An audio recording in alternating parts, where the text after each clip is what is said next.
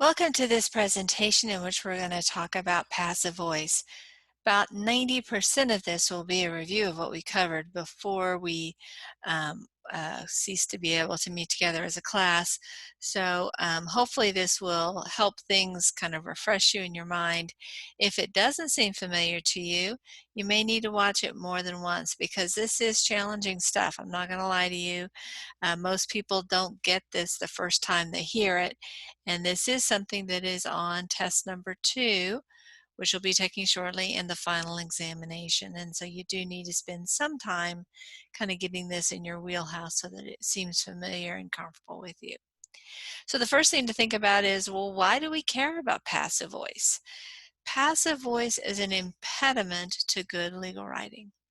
It makes the reader work a lot harder to understand what the writer meant to say. The more the writer takes on the obligation of making his or her words very clear, the more likely it is the reader is going to read and understand what the writer wants to say. And after all, that's the writer's goal. So if you think about it as kind of a total amount of effort that is needed for the task of me communicating an idea to you through writing, it can be that I do 10% of the work. Well, that means you, the reader, have to do 90% of the work. Most readers aren't going to do 90% of the work. Most of the time, the reader is the one who's in the kind of privileged position. He or she gets to decide whether this particular topic is worthy of his or her interest or dedication. And the writer is in the position of wanting to get buy-in from this reader. And so the writer is the person who really wants this transaction, so to speak, to happen. So it behooves the writer to invest the time to make it happen. And so that means that if the writer devotes 90 units of effort, then the reader only has to devote 10. It's much more likely that the reader is going to devote 10 units of effort versus 90 units of effort. It's impossible, obviously, for the writer to do all of the effort, I mean, other than reading it to the reader, and even then, the reader has to be listening. So you can't ever, as the writer, make it 100% your effort, but your goal is to move the bar as much as possible and to think about the reader and his or her foibles and limitations and prejudices and all that kind of stuff needs to be at the forefront of your mind as you're writing. You need to anticipate the questions that that reader will have, or the points of confusion that reader might have, or the points of resistance he or she might have. That's your job as the writer. And that's one of the reasons it's so difficult to write. And so why you have to get every single grammar detail nailed down. One mistake in grammar might not be the end of the game, but you just lost a portion of your audience. Maybe not because they're confused, but because they know the grammar rules. And when they see that the writer doesn't know them or doesn't enact those rules, they lose respect for the writer. And so your job as a writer is really difficult. It takes a lot of effort to get to that sweet spot. And none of us get there every time, and none of us are there, know every aspect that we need to get there. We're all on this journey of learning how to become better writers. And so wherever you are, if you are well advanced in the journey, wonderful, congratulations. There's still more to cover. There's still more territory to cover. If you are relatively early in the journey, that's okay too. You've got time. But it takes a lot of effort and a lot of intentionality. When you write, think about every single word and every single comma, every single period, every single thing in it. You need to know that's right. That's the best. And if you're not sure, then you're Googling. I like to tell students, and this is, I'm embarrassed to say this in a way, but it's true, that probably for every 3 emails I send to students, I Google something. I'll think to myself, oh, I'm not sure how to spell that word, or I'm not sure if my usage of that word is correct. I Google constantly. If you're not doing that, this is the time to start. If you don't know how to use commas, don't use another comma until you have the rules in front of you, and then you can check to see, oh, is this the right use of the comma or not? So yeah, you need to get into that habit. And even if you're very accomplished, you still need to get into that habit. Because as I say, I'm pretty comfortable with grammar rules, and yet I'm Googling stuff all the time. And so you will discover you probably will too, and that's a good thing. And you know what? If you Google something for the 50th time, you'll know it at that point. And then you'll start focusing on another thing that you'll Google. So you have to approach it in a very conscious way. Turn off that kind of automatic pilot that sometimes we use with writing and challenge yourself every single time. What part of speech is that? Does that go there? Is that the best word? Does an adverb go there? Does an adjective go there? Start that journey today, and don't do it just when you're in this class, but do it in all of your classes, and also do it when you're writing emails to your friends or whatever, because it's a mindset. And if you kind of go into the mindset and out of the mindset, you're not going to be able to make that transition. Um, Eventually, when you got into that habit, maybe you can back off occasionally, but you need to really be focused and dedicated to that to see the progress. I have students in other classes who I know have mastered when to use passive voice, when not to, how to identify, how to change it. And yet then we go to the next class and they're using passive voice again. It's probably not that they've forgotten it, it's that they're not focused on that. You don't write a sentence unless you know whether it's passive voice or not. You just don't. You turn that off and you don't consider that an option anymore. When you look at the sentence, before you put that period down, you're evaluating it. Is it passive? Is it active? And if you're not sure, you're putting it through Microsoft Word, so it'll tell you. So you can start figuring out these pieces.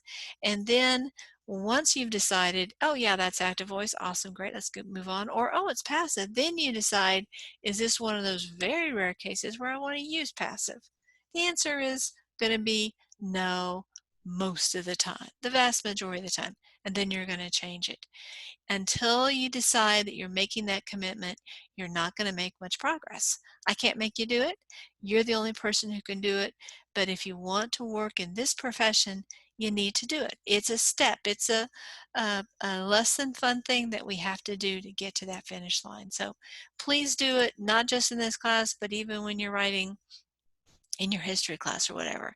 That instructor may not care whether you use passive or active voice, but you're developing a habit that you're going to be able to import into your life as paralegal. Okay, so let's talk about this. We know that passive voice makes our sentences longer and it makes it more difficult to understand. But those aren't probably, I mean, the difficult to understand is a major issue. But another big thing it does is it saps the energy out of the sentence. It's kind of lifeless at that point. It's much less interesting to the reader. I mean, maybe the reader would be able to easily understand the sentence, but why bother? Because it's boring. And part of your job as the writer is to make the sentence less boring.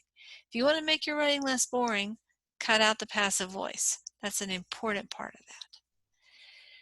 Now, I'd love to say to you, never use passive voice again, but that's not the right answer. There are two times that you will use passive voice. There are certain idiomatic expressions that pretty much we just got to say in passive voice, or it's very uh, uh, artificial to say it in active voice. I'm not going to focus on those types of expressions, but I'm going to focus on the second one, and that is when the writer wants to de-emphasize who took a particular action. I think I gave this example in the class, this kind of the classic one, is if your client is guilty of murder or bank robbery or whatever it is, you don't want to have to constantly say in front of that jury, when my client Bob murdered Larry, when my client Bob stabbed the knife into Larry, even though it's true and even though maybe you can't honestly dispute it, you don't want to constantly be creating those vivid mental images. You don't want it to be interesting. You want this fact to be boring and to have no energy and no interest associated with it. So that's when you start saying things like, when Larry was stabbed or when Larry was killed. You are removing your client Bob from the sentence. That is a legitimate use of passive voice. For our class, there isn't a legitimate use for passive voice. There's no need ever to use passive voice. And my suggestion would be not to use passive voice. When you are 10 years into your career and you have a really strong instinct for when you use passive voice or not, that's when you start saying, maybe not 10 years, maybe 5 years. That's when you start saying, yeah, I understand this. I can't write a passive voice sentence without alarms going off in my head. But this is one of those very rare times when I use passive voice, then you can use it. But until you're at that point, just use active voice all the time. The rule of thumb is 10% or less of sentences. Yes, you will use passive voice. A writer, a sophisticated legal writer who never uses passive voice is passing on one of the tools in his or her arsenal. But you want to use it very infrequently. And until you really master this, you want to use it 0% of the time. So never, I would say no. The answer is not never, but rarely. Okay? Let's move on to how we identify. Since I've done this in class, I'm not going to spend a lot of time on this. Any of these three tools work to identify passive voice.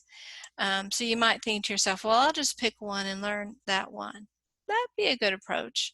But there will be times in sentences where one of these tools works better than the other two. And so I encourage you to have one that's your favorite, that's your go-to. And most people go with this first one. This is the easiest, I would say. But to have a backup that you can use if your go-to doesn't work as well. It'll always work, but we'll go through some examples that will show you that sometimes it's harder to use. And so it's good to have at least two in your back pocket, possibly three. Okay, so the first one is very mechanical. I like to say the sentence could be written in Serbo-Croatian, which I do not speak. And if it followed these rules, I could tell you whether it's in passive voice or active voice. You don't even need to read the sentence to do this. Sometimes when students will see me go through a document, I'll say passive, active, passive, active. They're like, but you haven't even read the sentence. I don't need to read the sentence. I can look and see these things very quickly and know what the sentence is passive or active. This is the quickest tool, and this is a very reliable tool. You can kind of turn off your brain when you're doing this one. Students who use this tool, though, have one problem, and that is they do have to commit to memory the 8 parts of the to be verb. There are 3 present tense, am, is, are. There are 2 past tense, was, were. And there are 3 verbals, be, being, and been. I have a little mnemonic on Canvas. Let's go here. To be or not to be. Being amorous. So this is the part. Being amorous, be is already where been was. So that's, if this helps you, you can use it. You don't need to by any means. I mean, they're just 8 words. It's not that hard to commit it to memory. But you have to commit it to memory because what happens is people choose this method, but they don't commit this to memory. If you're going to choose this method, you got to commit this to memory. If you've decided I'm just not going to memorize these, then use one of these other tools because these will work too. You don't have to use the first one. But if you choose this one, it involves memorizing this. Let me give you some examples that are not to be verbs. Can, has, had.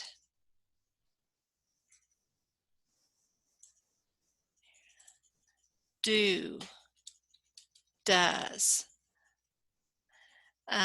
Must, may. These are helping verbs, but they are not to be verbs. And so many times people see short little verbs like this and think, well, they must be part of to be, but they're not. These 8 are the only to be ones. So decide in your own mind, I'm going to memorize these 8, and so therefore I'm going to use this tool, or I'm not going to memorize them. I'm going to rely primarily on 2 and 3. It's your choice, but that's kind of the deal. So if you choose to remember these 8, the next part is past participles, and they typically end with one of these 3 endings. The majority, probably I don't know, 80% end ed. They look like the past tense verb. Probably another 15%, maybe 10% end in en. They also kind of have the feeling of something that's happened in the past. A relatively small number end with the letter T.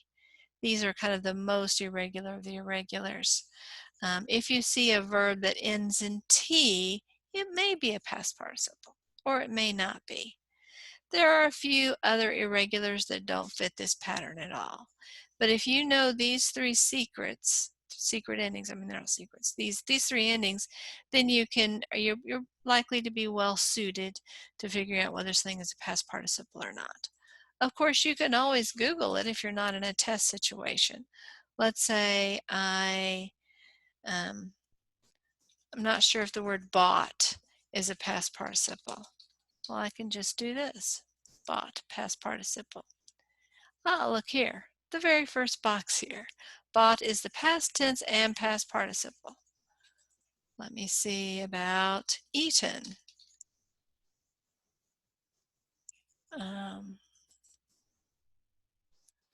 Well, look here, we can see past participle, eaten.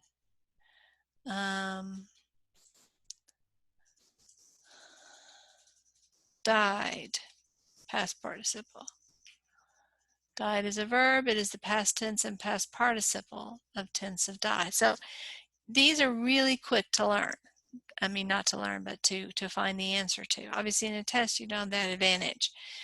But if you think a verb might or word might be a past participle, it takes like 5 seconds to find out if you are online. So this is a quick little thing to do.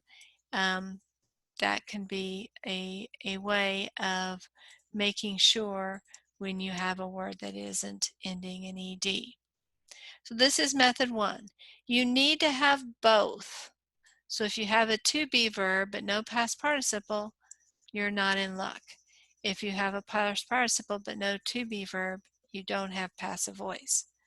So these,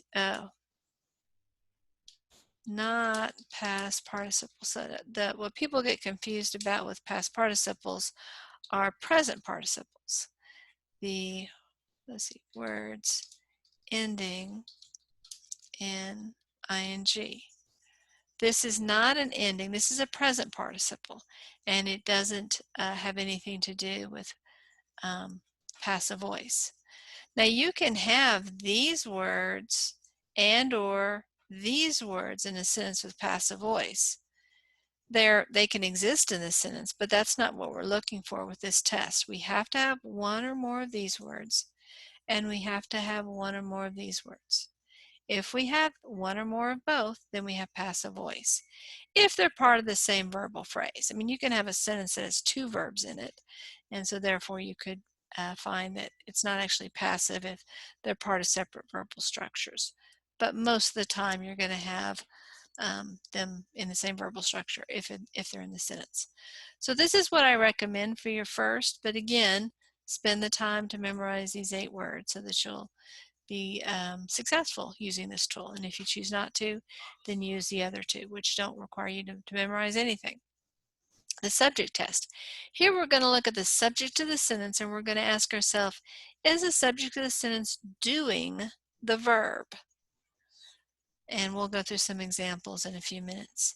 If the answer is yes, then it's active voice. If the answer is no, then it's passive voice. So this is approaching the problem from looking at it from the subject perspective. But we can also look at it from the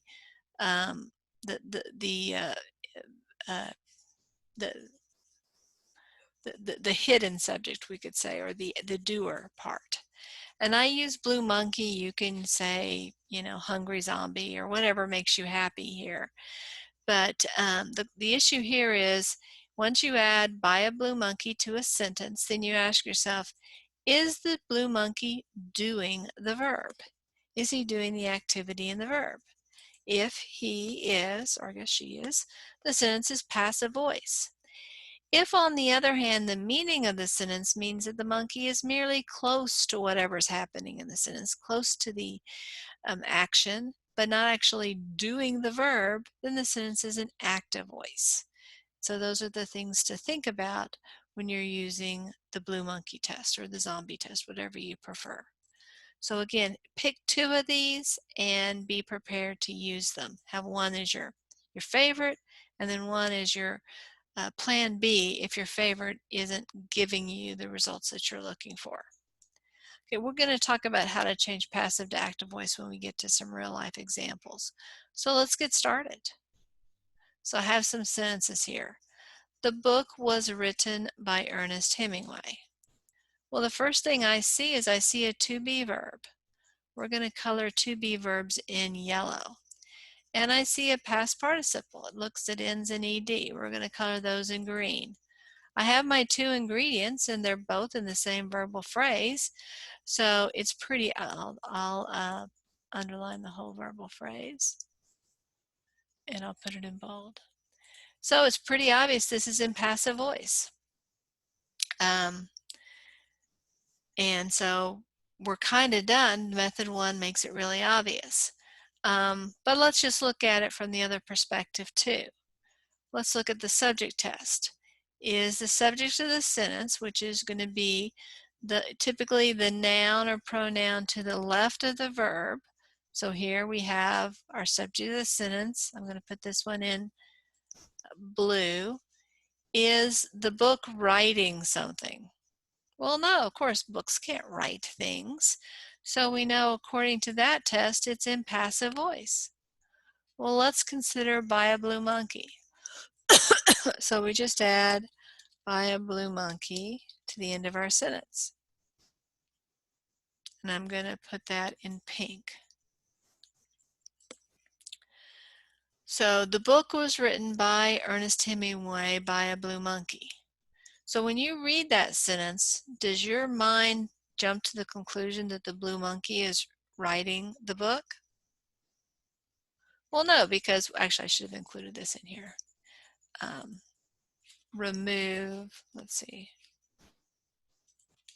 Remove any by clauses that are already in the sentence.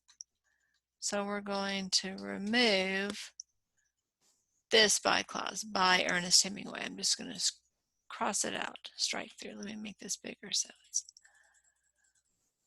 Okay, so we have removed by Ernest Hemingway, we've added by a blue monkey. The book was written by a blue monkey. Does that sentence mean the blue monkey is writing a book? Does to me. And so we can see under our test, the blue monkey is doing the verb, and so therefore, yes, it is in passive voice. It's not merely that somebody else is writing the story and that the blue monkey is in the scene. Let me show you how this sentence could be rewritten. Ernest Hemingway wrote the book by a blue monkey.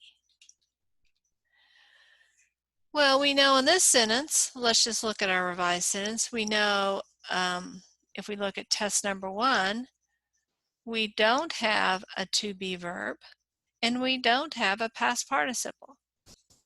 So we know under our test 1 that this is not passive voice, this is active voice. Test 2 tells us, well, the subject of the sentence, the noun to the left of the verb, that's Ernest Hemingway, so I'm going to put that in blue. Is he doing the action of the verb? Is he writing in this sentence? Yep, he sure is. So according to test number 2, we have an active voice sentence now. And we've added by a blue monkey.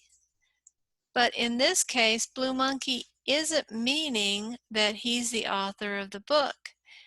It means Ernest Hemingway wrote a book, and next to that book happens to be standing or sitting a blue monkey. And if you imagine the scene, Ernest Hemingway is sitting at a desk, and he's got, you know, a paper and pencil and a notebook, and he's writing away, and there sits a blue monkey next to the book. So the by here means in close proximity to. Now, how did I rewrite this sentence? I did it super quickly But here are the steps. So we figure out who the real doer in the sentence is.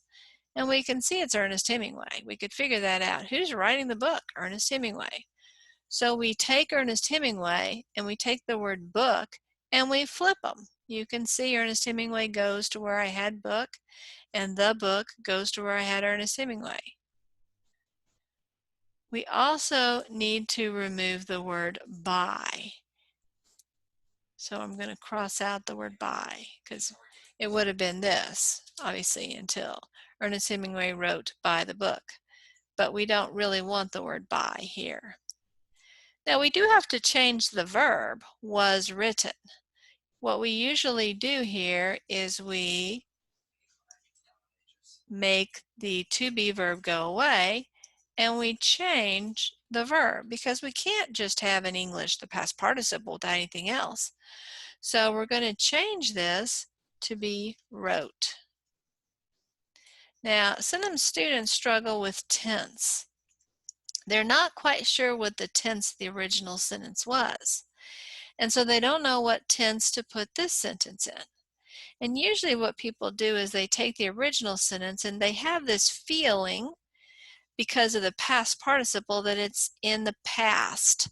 And so when they rewrite the sentence, they also write that sentence in the past. And in this case, that's correct because this is in the past. But if I were to, let me just change the sentence up. The book, we'll just say, is being written by Ernest Hemingway. Well, that's present tense. I mean, as we speak at this very moment, Ernest Hemingway is writing away at the book. Obviously, it's ridiculous because he's dead, but let's just imagine that's happening at this split second. I am watching Ernest Hemingway doing it in real time. Well, I don't want to say wrote. I want to say writes. Ernest Hemingway writes the book or is writing the book. That would probably be best. Is writing the book. So how do you know what tense it is? Well, it's all about the to be verb we're using. Remember, our initial to be verb was the verb was. And was is something that happened in the past. So we don't look to the past participle to tell us what tense to change it into when we're going to present tense. When we're going to active voice. Instead, what we're going to do is focus on the to be verb. And we decide, well, was is past tense. So my verb here, when I rewrite it into active voice, is going to be in past tense. Okay, so the secret to the verb tense for active voice we're going to find in the to be verb. Let's look at the next sentence. Bob, an escaped convict, was apprehended by the sheriff. So we're going to use method 1. We can see we have a to be verb and we have a past participle. It ends ed. So this is a very straightforward one. And so according to test number 1, and these are obviously together in one verbal phrase, according to test number 1, we are good to go. We have our 2 components. Test number 2, let's check that out. Okay, so Bob, an escaped convict, is our subject because an escaped convict is a way to refer to Bob. They're not 2 separate people. So Bob, is he apprehending somebody in this story? No, he's the one receiving that action. And so test number 2 tells us this is passive voice. Let's look at test number 3. So I'm going to have to remove by the sheriff because we have to get rid of the by expression. And now I'm going to add by a blue monkey. And the issue now is the blue monkey apprehending Bob? As ridiculous as that sounds, it is true. He is apprehending Bob. That's what the sentence means. Bob, an escaped convict, was apprehended by a blue monkey. We have this visual image of the blue monkey putting handcuffs on Bob and shoving him into the police car or whatever. And so all 3 tests will point us to the fact that this is passive voice. All 3 tests will always work, but sometimes one test will be easier or not than the other. Let's rewrite this sentence in active voice. So we're going to switch this expression, our subject. Oops, that's wrong color there. Oops.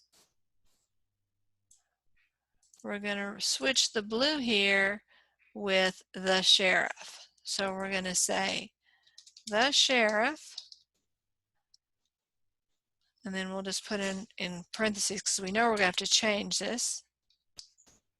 I'm just going to take word for word the verb, Bob, an escaped convict.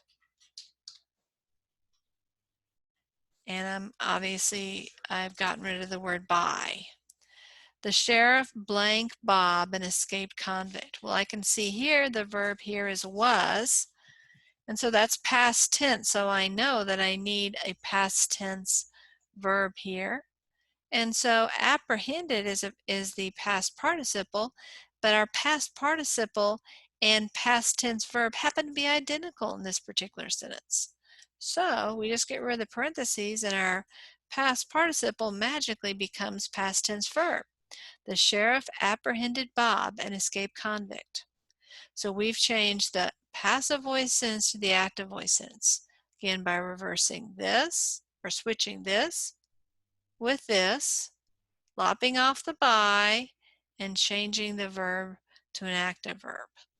Let's look at the next one. The dancer was injured when she fell off the stage. So we have a to be verb, was, and we have injured, which is a past participle. So we have our two ingredients. They're both in the same verbal expression. So we're good to go.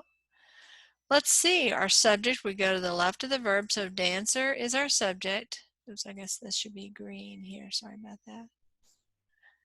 So we're going to make the dancer into this, well, it is a subject. So is the dancer injuring? Now this is one that I don't really like. I said before that sometimes, when they always work, all three work, but sometimes there's kind of a little bit of a question mark. And this is one I get a bit of a question mark when I use the subject test. Because I might say I am injuring myself if I do something. Let's say I'm working out really, really hard and I just know I'm going to be sore tomorrow. I might say I'm injuring myself. And so you could say that the dancer was injuring herself when she fell off the stage. So you might say she's doing the action. It's a little bit unclear there. So the subject test doesn't give us a really clean answer. Let's try buy a blue monkey. Let's see if that helps. We don't have a buy phrase here, so I'm just going to add buy a blue monkey. I'll put that in pink. Fuchsia, I guess, probably. And so here we have the dancer was injured when she fell off the stage by a blue monkey. This is also a little unclear. Part of it's the location here, because if we were to move this expression, cut, to right after the verb, it does help us understand a little bit better. So let's just put it there and see. The dancer was injured by a blue monkey. Well, that does sound like the blue monkey's tripping her or something, right? Or punching her in the face, or biting her ankle or something. It sounds like the monkey is the injuring person. It was the distance of this expression from the verb that kind of caused a bit of a confusion. So you might want to be sure. Let me just add that here. Add by a blue monkey to the sentence,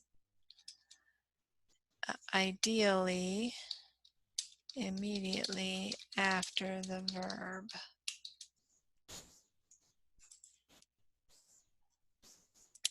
And so we would say under test number 2, yes, this is passive voice. But we might also say, well, gosh, maybe there was a character, maybe this is Swan Lake, or how about a Nutcracker? Maybe instead of having rats in this adaptation, they have blue monkeys.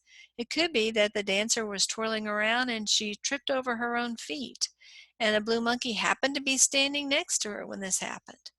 So it's possible that we don't mean that the blue monkey tripped the dancer, but instead that the blue monkey was in close proximity. So this is one of the reasons I love the first test. It's so clean and pure, and it's going to work almost every time, but we'll go through a couple of examples where it doesn't work in a couple minutes. But that's what I'm trying to get to, that it's good to have as many tools in your arsenal so that when you get to one that doesn't seem to work that great, you can try some others. So we're going to flip the position of these. We're going to flip the blue monkey and the word dancer. So a blue monkey. I'm going to put our verb that we haven't changed into brackets. I'm also going to make the by go away.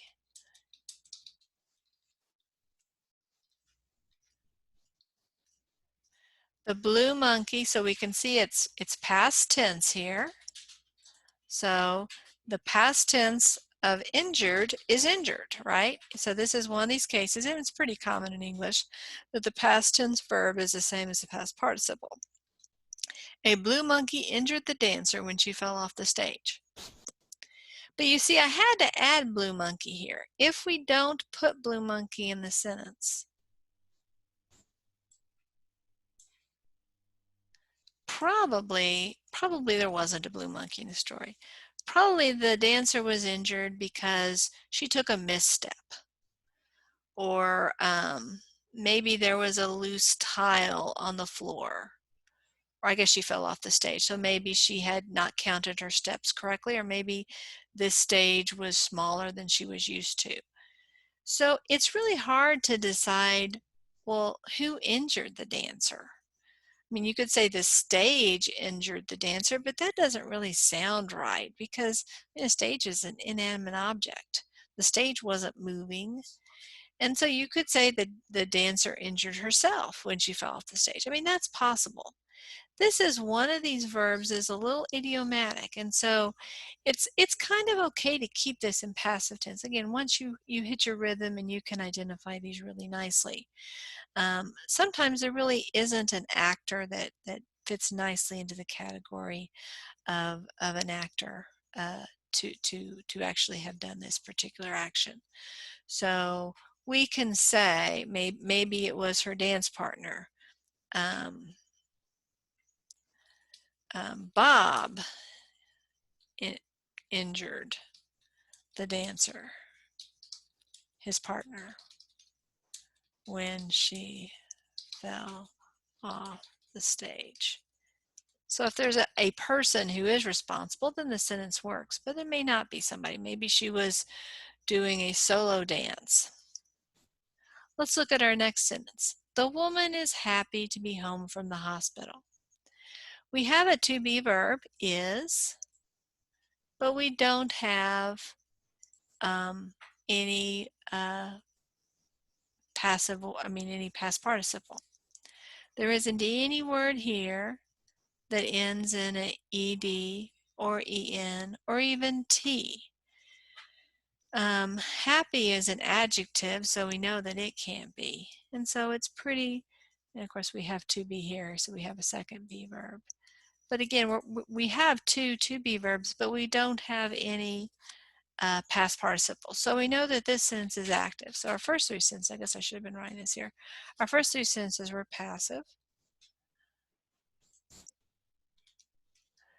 But our fourth sentence is going to be active.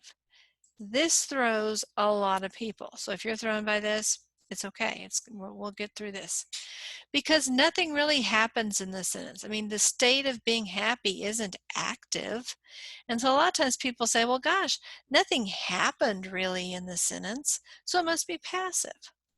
Keep in mind that any sentence can be made to be active voice, and the vast majority of sentences can be made to be passive voice. So the fact that that the story, the underlying meaning of the sentence is super energetic or not super energetic has nothing to do with the voice being used. You can have a really boring, mundane sentence that's an active voice. It can be a really boring, mundane sentence and be passive voice. But the fact that nothing much happens is not an indication of passive voice. That's not one of our tests. So we've looked at test number 1 and we've decided it's not passive. Let's look at the second test. The woman is, of course, left of our verb, so we're going to say, is she doing the is? Well, how do you do is? I mean, it's really a state of being. This is a linking verb. Insofar as it's possible to do is, I guess she is doing is. But again, it's in one of those gray areas. You're not quite sure, well, what does it mean to do the word is? And so that can be a source of some confusion. So when you're looking at just a to be verb by itself, you might find this test hard to use. And I'm just going to stick by a blue monkey here.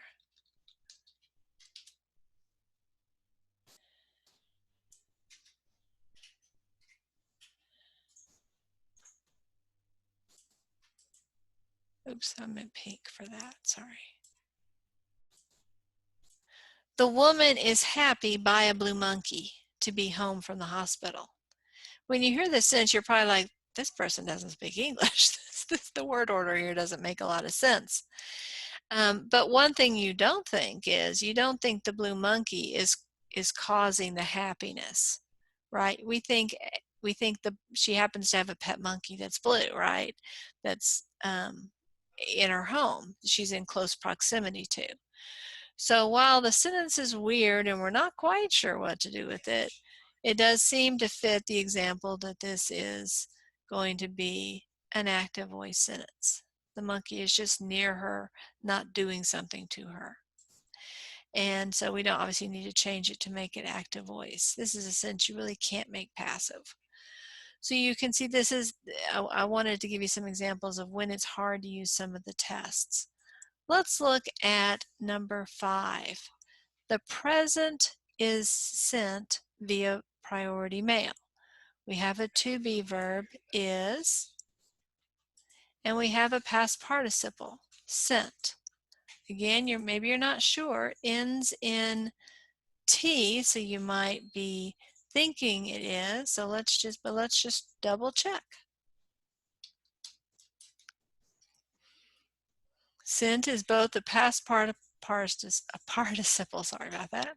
So yes, that quick to find that out. So we know that, and of course they're part of the same verb, they're literally next door to each other.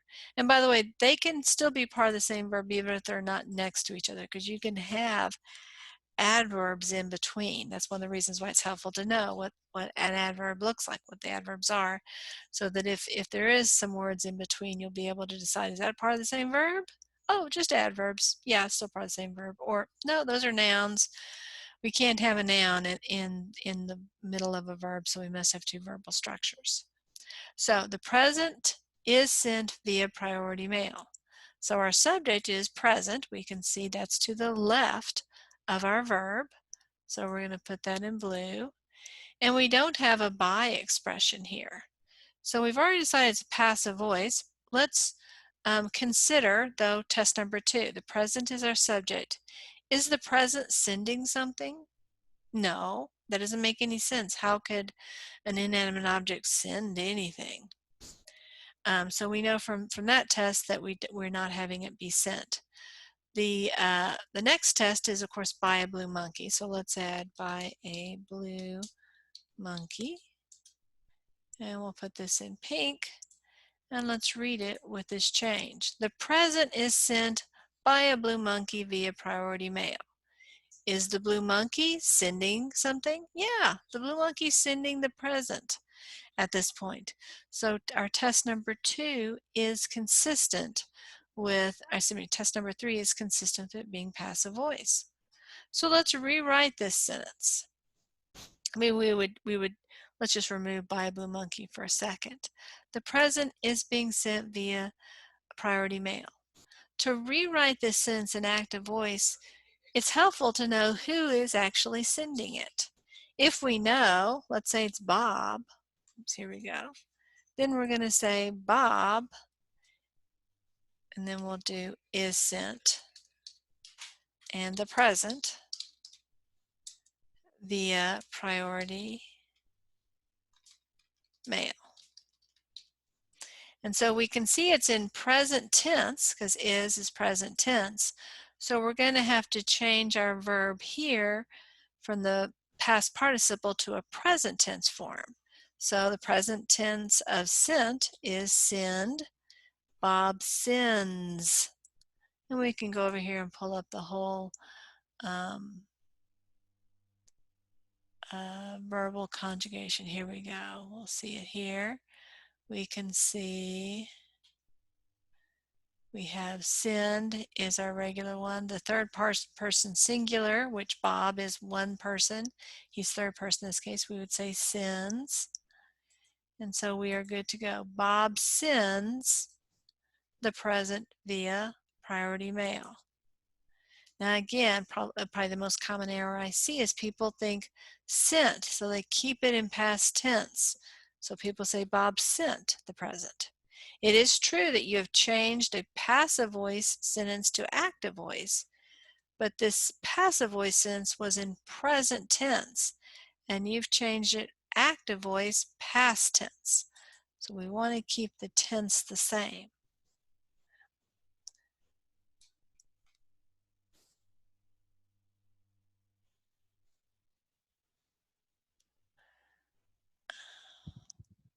Let's see if there were any. I'm just going to quickly give you the answers to these sentences just so you'll know. Has been lulled. So here is our verbal phrase. Been is our to be verb. Lulled is our past participle. So this is in passive voice. The candidate won the election. So won is our verbal phrase. It is neither a past participle nor is it a to be verb, so it's active voice.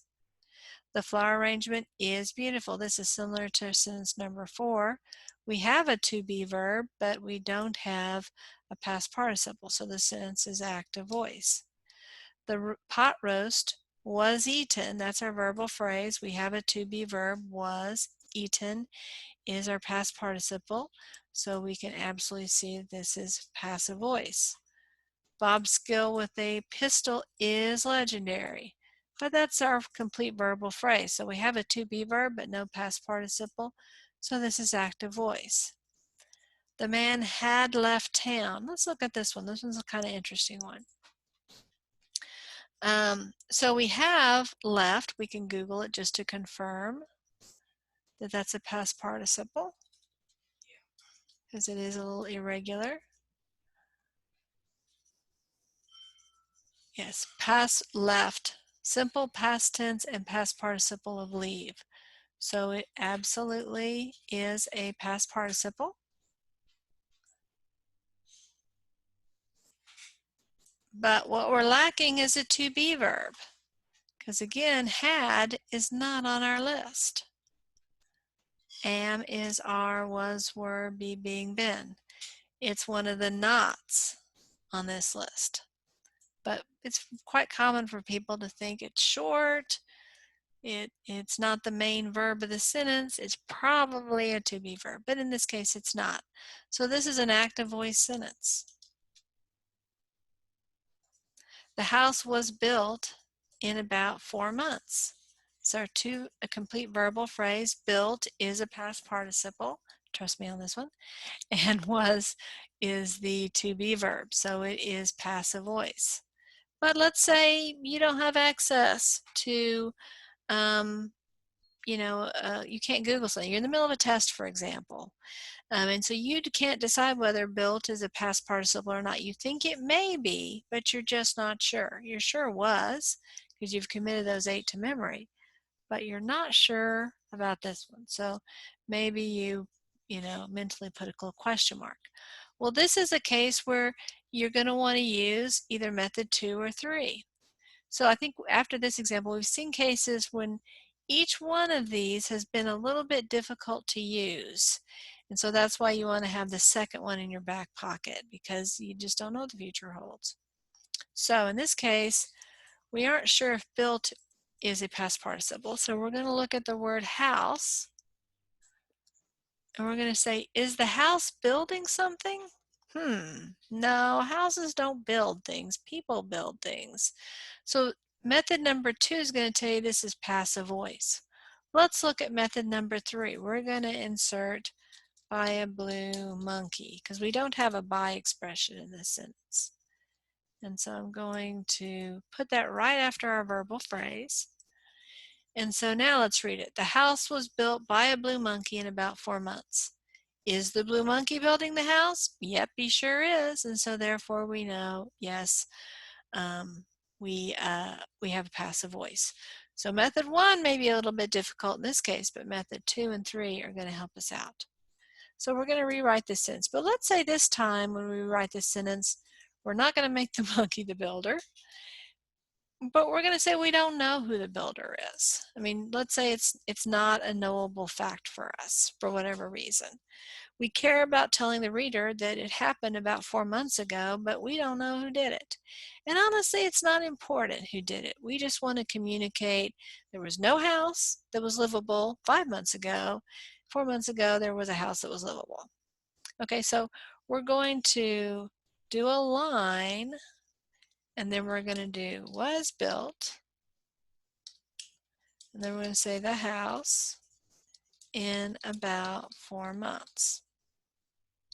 Because if you think about it, this is where our by phrase probably would have gone, by blank. So I've removed the by, and now I've switched the blank with house. And so now we're just going to change it. So was is past tense, and built is actually the past tense that we would use here. So built. So blank built the house about 4 months ago. So you can say someone or some company. So we have some ways of creating a subject that is vague, that still allows us to change the sentence from passive voice to active voice. So even when you don't know who really did it, think about using someone, some body, some company, some entity, something along those lines.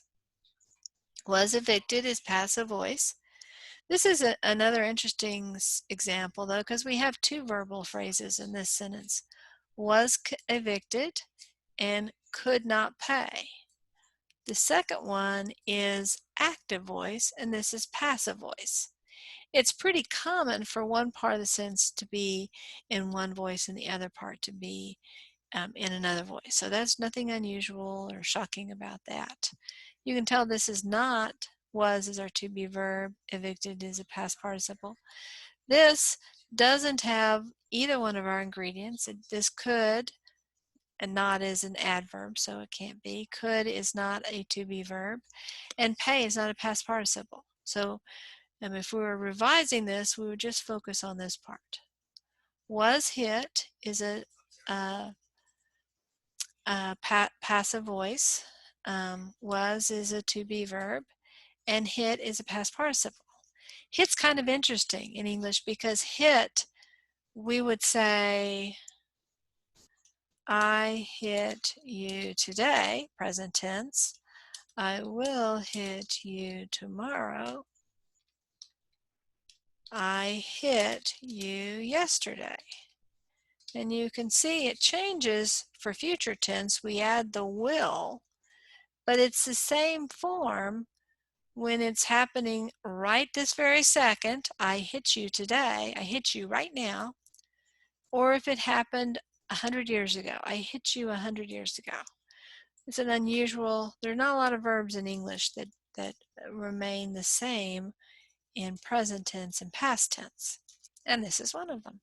And the past participle is also in that format. So this is passive voice. The mail was not opened by the resident. The thing that might be a little tricky about this one is that we have the word not here in the middle. Not is an adverb, and adverbs can come in the middle of a verbal phrase. So that doesn't mean there are two verbs going on in the sentence. This is all part of one verbal phrase. We have a to be verb, we have a past participle. It's in passive voice. The child can be persuaded. Here's our complete verbal expression. We have a to be verb, meaning be, and we have persuaded, which is a past participle. We also have a second verbal phrase, enjoys, which is active voice. Christmas is coming. Okay, this is a full verbal phrase. Is a to be verb, but coming isn't a past participle. It's a present participle. Remember before how we talked about ing endings? I have this a little higher here. Ing endings are not past participles, they're present participles. So this is lacking a past participle, so this is active voice. The man has mailed the letter to his mother.